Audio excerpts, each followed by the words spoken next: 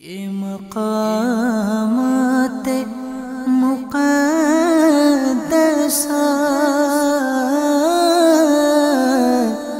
یہ مقامات مقدسہ۔ الحمدللہ رب العالمین والصلاة والسلام علی سید الانبیاء والمرسلین، اما بعد فاعوذ باللہ من الشیطان الرجیم، بسم اللہ الرحمن الرحیم۔ الصلاة والسلام علیک یا رسول اللہ وعلی آلک واصحابک یا حبیب اللہ۔ الصلاة والسلام علیک یا نبی اللہ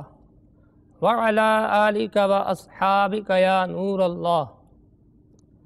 نبی مکرم نور مجسم شاہ بنی آدم صلی اللہ تعالی علیہ وسلم کی ذات کریمہ پر درود پاک کی فضیلت میں آتا ہے کہ نبی کریم صلی اللہ علیہ وسلم کا ارشاد پاک ہے، من صلی علیہ مرتن فتح اللہ لہ بابا من العافیہ، کہ جو شخص مجھ پر ایک مرتبہ درود پاک پڑھتا ہے اللہ تبارک و تعالی اس کے لیے عافیت کا ایک دروازہ کھول دیتا ہے۔ صلو علی الحبیب صلی اللہ تعالی علی محمد صلی اللہ علیہ وسلم۔ میٹھے میٹھے اسلامی بھائیوں اور مدنی چینل کے ناظرین، آج سے ہم آپ کے لیے انشاءاللہ عز و جل ایک نئے سلسلے کا آغاز کر رہے ہیں جس کا نام ہے ارض مقدسہ، یعنی مقدس زمین۔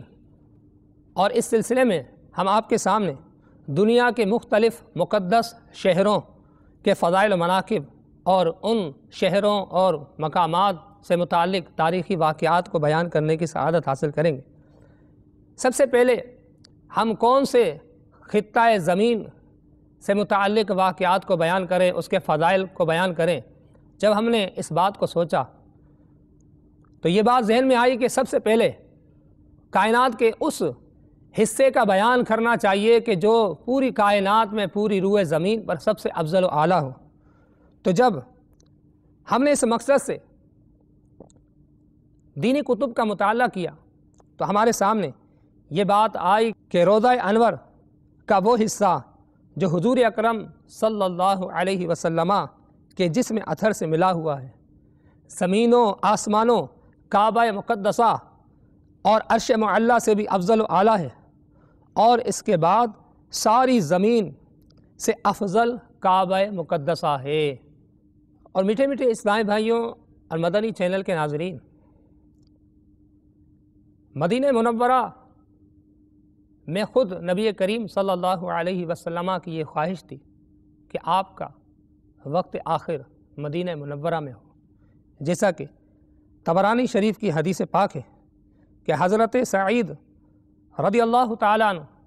اپنے والد حضرت ابی رضی اللہ تعالیٰ عنہ سے روایت کرتے ہیں کہ حضور نبی کریم صلی اللہ علیہ وسلم جب مکہ مکرمہ میں داخل ہوتے تو بارگاہ الہی میں یوں دعا فرماتے، یا اللہ عز و جل ہماری موت مکے میں نہ ہو، بلکہ جب ہم مکے سے باہر نکل جائیں یعنی مدینہ پہنچ جائے وہاں ہماری موت ہو۔ اور مدینہ منورہ میں موت کی ترغیب تو خود نبی کریم صلی اللہ علیہ وسلم نے ارشاد فرمائی ہے۔ چنانچہ ترمذی شریف کی حدیث پاک ہے کہ حضرت عبداللہ بن عمر رضی اللہ تعالی عنہما فرماتے ہیں کہ حضور اکرم صلی اللہ علیہ وسلم کا ارشاد پاک ہے، من استطاع ان یموت بالمدینۃ فلیمت بہا فانی اشفع لمن یموت بہا، یعنی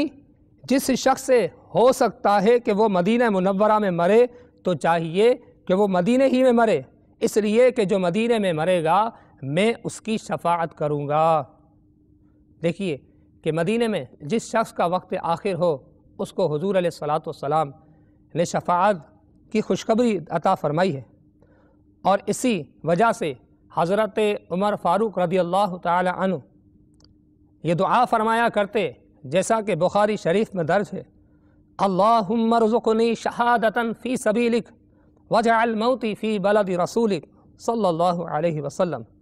یعنی اے اللہ عز و جل مجھے اپنی راہ میں شہادت اور اپنے رسول صلی اللہ علیہ وسلم کے شہر مدینہ میں موت نصیب فرما، مزید سماعت فرمائیے کہ جذب القلوب میں حضرت شیخ عبدالحق محدث دہلوی رحمۃ اللہ تعالی علیہ امام مالک کے بارے میں فرماتے ہیں کہ سیدنا امام مالک رضی اللہ تعالیٰ عنہ یہ مدینے سے بے حد محبت کیا کرتے تھے،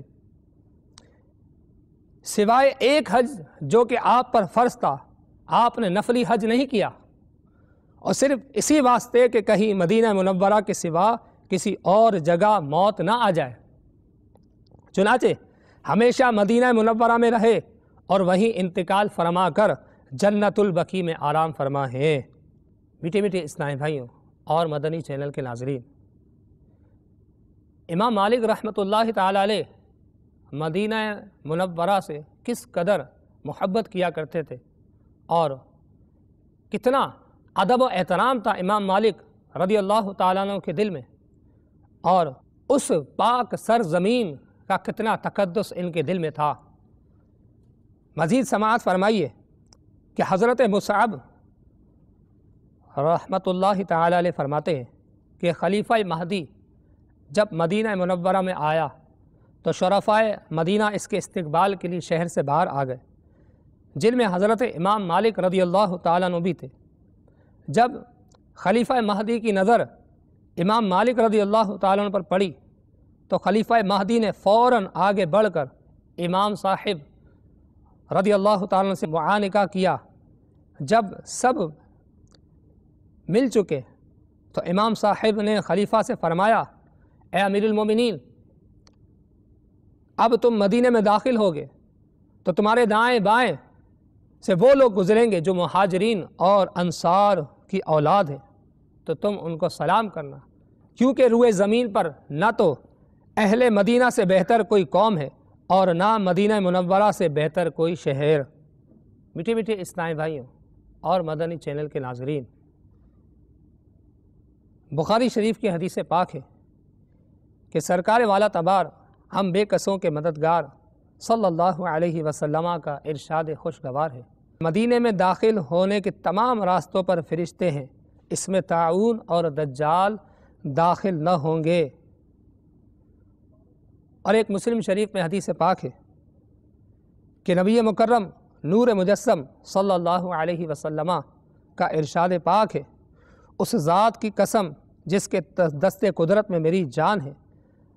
مدینے میں نہ کوئی گھاٹی ہے نہ کوئی راستہ مگر اس پر دو فرشتے ہیں جو اس کی حفاظت کرتے ہیں۔ یعنی مدینہ منورہ میں ہر گھاٹی اور ہر راستے پر دو فرشتے مقرر ہیں جو اس کی حفاظت کرتے ہیں۔ امام نووی رحمۃ اللہ تعالی علیہ فرماتے ہیں کہ اس روایت میں، یعنی اس حدیث پاک میں جو مسلم شریف کی حدیث پاک ہے، اس روایت میں مدینۃ المنورہ کی فضیلت کا بیان ہے، اور تاجدار رسالت صلی اللہ علیہ وسلم کے زمانے میں اس کی حفاظت کی جاتی تھی، کثرت سے فرشتے حفاظت کرتے، اور انہوں نے تمام گھاٹیوں کو سرکار مدینہ صلی اللہ علیہ وسلم کی اس عزت افزائی کے لیے گھیرا ہوا تھا۔ حضرت سیدنا ابو ہریرہ رضی اللہ تعالیٰ عنہ سے مروی ہے کہ لوگ جب موسم کا پہلا پھل دیکھتے، مدینہ منورہ میں جب پہلا پھل کسی موسم کا ہوتا تو نبی کریم صلی اللہ علیہ وسلم کی خدمت میں پیش کرتے، تو سرکار نامدار صلی اللہ علیہ وسلم اسے لے کر اس طرح دعا فرماتے، الہی تو ہمارے لیے ہمارے پھلوں میں برکت دے، اور ہمارے لیے ہمارے مدینے میں برکت کر، اور ہمارے صاع و مد یعنی ان دونوں پیمانوں میں برکت عطا فرما۔ یا اللہ عز و جل، بے شک ابراہیم علیہ السلام تیرے بندے اور تیرے خلیل اور تیرے نبی ہیں، اور بے شک میں تیرا بندہ اور تیرا نبی ہوں۔ انہوں نے مکے کے لیے تجھ سے دعا کی اور میں مدینے کے لیے تجھ سے دعا کرتا ہوں، اسی کی مثل جس کی دعا مکے کے لیے انہوں نے کی، اور اتنی ہی اور یعنی مدینے کی برکتیں مکے سے دگنی ہوں، یہ حضور علیہ الصلوۃ والسلام نے دعا فرمائی۔ پھر جو چھوٹا بچہ سامنے ہوتا آقا علیہ الصلوۃ والسلام وہ پھل اس بچے کو عطا فرما دیتے۔ صحیح بخاری شریف کی ایک اور حدیث پاک ہے کہ نبی کریم صلی اللہ علیہ وسلم کا فرمان عالی شان ہے، مجھے ایک ایسی بستی کی طرف ہجرت کا حکم ہوا جو تمام بستیوں کو کھا جائے گی، یعنی سب پر غالب آئے گی۔ لوگ اسے یثرب کہتے اور وہ مدینہ منورہ ہے۔ یہ بستی لوگوں کو اس طرح پاک و صاف کرے گی جیسے بھٹی لوہے کے میل کو صاف کرتی ہے۔ میٹھے میٹھے اسلامی بھائیوں، اس روایت میں مدینۃ المنورہ کو یثرب کہنے کی ممانعت کی گئی۔ چنانچہ فتاوی رضویہ جلد 21 کے صفحہ نمبر 116 پر امام اہل سنت اعلیٰ حضرت رحمۃ اللہ تعالی علیہ ارشاد فرماتے ہیں کہ مدینہ طیبہ کو یثرب کہنا ناجائز و ممنوع ہے اور گناہ ہے، اور کہنے والا گناہ گار ہے۔ رسول اللہ صلی اللہ علیہ وسلم ارشاد فرماتے ہیں کہ جو مدینے کو یثرب کہے اس پر توبہ واجب ہے، اور پھر آقا علیہ الصلوۃ والسلام نے ارشاد فرمایا مدینہ توبہ ہے، مدینہ توبہ ہے۔ حضرت علامہ مناوی رحمۃ اللہ تعالی علیہ تفسیر شرح جامع صغیر میں فرماتے ہیں اس حدیث پاک سے معلوم ہوا کہ مدینہ طیبہ کا یثرب نام رکھنا حرام ہے، کہ یثرب کہنے سے توبہ کا حکم فرمایا، اور توبہ گناہ ہی سے ہوتی ہے۔ مزید اعلیٰ حضرت رحمۃ اللہ تعالی علیہ فتاوی رضویہ کی جلد 21 کے صفحہ نمبر 119 پر ارشاد فرماتے ہیں کہ حضرت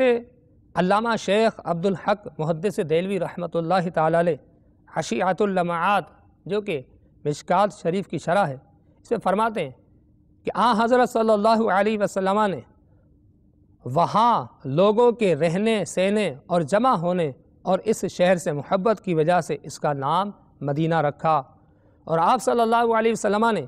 اسے یثرب کہنے سے منع فرمایا، اس لیے کہ یہ زمانہ جاہلیت کا نام ہے، یا پھر اس وجہ سے منع فرمایا کہ یہ ثربن سے بنا ہے جس کا معنی ہلاکت اور فساد ہے، اور تثریب کا بھی مطلب ہے ملامت، یا پھر اس وجہ سے منع فرمایا کہ یثرب کسی بت یا کسی جابر و سرکش بندے کا نام تھا۔ امام بخاری رحمۃ اللہ تعالی علیہ اپنی تاریخ میں ایک حدیث پاک لے کر آئے ہیں کہ جو کوئی ایک مرتبہ یثرب کہہ دے تو اسے کفارے میں 10 مرتبہ مدینہ کہنا چاہیے۔ اور قرآن پاک میں جو یہ ارشاد ہے یا اہل یثرب، یعنی اے یثرب والو، تو وہ دراصل منافقین کا قول ہے، یعنی یہ منافقین کی کہی ہوئی بات ہے کہ منافقین یثرب کہہ کر وہ مدینہ منورہ کی توہین کا ارادہ رکھتے تھے۔ ایک دوسری روایت میں ہے کہ یثرب کہنے والا اللہ تعالیٰ سے استغفار یعنی توبہ کرے اور معافی مانگے، اور بعض علماء فرماتے ہیں کہ مدینۃ المنورہ کو جو یثرب کہے اس کو سزا دینی چاہیے۔ میٹھے میٹھے اسلامی بھائیوں اور مدنی چینل کے ناظرین، امیر اہل سنت شیخ طریقت دامت برکاتہم العالیہ ارشاد فرماتے ہیں کہ الحمدللہ عز وجل ذکر مدینہ عاشقان رسول کے لیے باعث راحت قلب و سینہ ہے، اور عشاق مدینہ اس کی فرقت میں تڑپتے اور زیارت کے بے حد مشتاق رہتے ہیں۔ دنیا کی جتنی زبانوں میں جس قدر قصیدے مدینۃ المنورہ کے ہجر و فراق اور اس کے دیدار کی تمنا میں پڑھے گئے یا پڑھے جاتے ہیں، تو اتنے دنیا کے کسی اور شہر یا خطے کے لیے نہیں پڑھے گئے اور نہ ہی پڑھے جاتے۔ اور جسے ایک مرتبہ یعنی جس شخص کو ایک مرتبہ بھی مدینہ پاک کا دیدار ہو جاتا ہے تو اپنی ساری زندگی ان لمحات کو یاد کرتا ہے اور اپنے آپ کو بخت بیدار یعنی خوش نصیب سمجھتا ہے۔ کسی عاشق رسول نے کیا خوب کہا ہے، وہی ساعتیں تھی سرور کی، وہی دن تھے حاصل زندگی، بحضور شافع امتا میری جن دنوں طلبی رہی، صلو علی الحبیب صلی اللہ تعالی علی محمد۔ میٹھی میٹھی اسلامی بھائیوں اور مدنی چینل کے ناظرین، آج ہم نے کچھ وقت کے لیے مدینہ المنورہ کے فضائل و مناقب سننے کی سعادت حاصل کی، اور حقیقت یہ ہے کہ مدینہ منورہ کے فضائل و مناقب اتنے ہیں کہ کئی زندگیاں صرف ہو جائیں مگر کما حقہ اس کے فضائل کو بیان نہیں کیا جا سکتا۔ آج ہم نے مختصراً مدینہ منورہ کے فضائل و مناقب سنے۔ انشاءاللہ عز و جل آئندہ سلسلے میں ہم مدینہ منورہ کی مختلف تاریخی مساجد اور وہاں کے مقدس مقامات کے بارے میں فضائل و مناقب اور تاریخی واقعات کو بیان کریں گے کہ یہ ہمارا سلسلہ ارض مقدسہ کہ جس میں مقدس زمینوں کا تذکرہ ہے، تو انشاءاللہ عز و جل دنیا میں جتنے بھی مقدس مقامات ہیں ان کے بارے میں تاریخی واقعات اور فضائل و مناقب ہم اس سلسلے میں سنیں گے۔ اللہ تبارک و تعالی ہمیں مقدس مقامات، مقدس شہروں کی زیارت اور ان کا ادب و احترام نصیب فرمائے، آمین بجاہ النبی الامین صلی اللہ علیہ وسلم۔ صلو علی الحبیب صلی اللہ تعالی علی محمد صلی اللہ علیہ وسلم۔ یہ مقامات مقدس